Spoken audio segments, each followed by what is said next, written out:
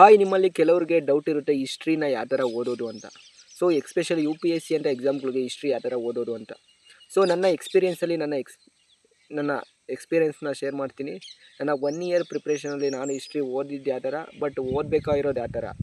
So ನಾನು ಯಾವ ಥರ ತಪ್ಪು ಮಾಡಿದೆ ಅದನ್ನು ನಿಮಗೆ ಹೇಳ್ತೀನಿ. History not only facts and memorisation technique ಅಲ್ಲ.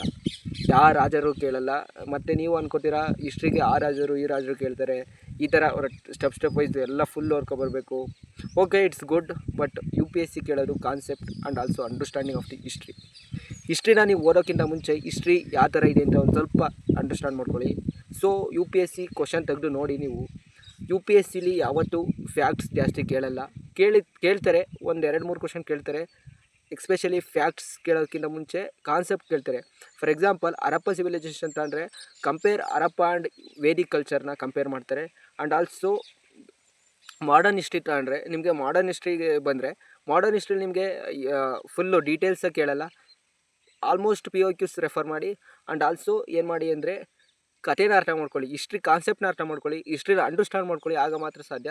ಮತ್ತು ನೀವು ಅನ್ಕೋತೀರಾ ಹಿಸ್ಟ್ರಿನ ನಾನು 1 ಮಂತ್ to 2 ಮಂತ್ಸಲ್ಲಿ ಮುಗಿಸ್ಬೋದು ಅಂತ. ಅದಾಗಲ್ಲ. 1 ಮಂತ್ to 2 ಮಂತ್ಸಲ್ಲೆಲ್ಲ ಮುಗಿಸೋಕ್ಕೆ ಆಗಲ್ಲ ಅದು. ಯಾಕಂದರೆ ಹಿಸ್ಟ್ರಿ ಅದು ಎಷ್ಟಿನಿಂದ ಇದೆ. ಓಕೆನಾ? It's take time and you need to revise for better understanding.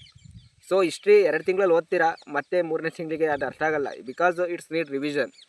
Okay, ಇದು ಒಂದು ಸ್ವಲ್ಪ ಇನ್ಫಾರ್ಮೇಷನ್ ನಂಗೆ ಗೊತ್ತಿರೋ ಎಕ್ಸ್ಪೀರಿಯೆನ್ಸಲ್ಲಿ ನಾನು ಹೇಳಿದ್ದೀನಿ ಹಿಸ್ಟ್ರಿ ಯಾವ ಥರ ಓದೋದು ಅಂತ. ಸೊ ಈ ವಿಡಿಯೋ ನೋಡಿದರೆ ನಿಮಗೆ ಡೆಫಿನೆಟ್ಲಿ ಯಾವ ಥರ ಒಂದು ಹಿಸ್ಟ್ರಿ ಓದೋದು ಅಂತ ಅರ್ಥ ಆಗುತ್ತೆ. ಓಕೆನಾ? ಒಂದು ಕಾನ್ಸೆಪ್ಟು ಅರ್ಥ ಆಗಿರುತ್ತೆ ಯಾವ ಥರ ಅಂತ. So thank you guys.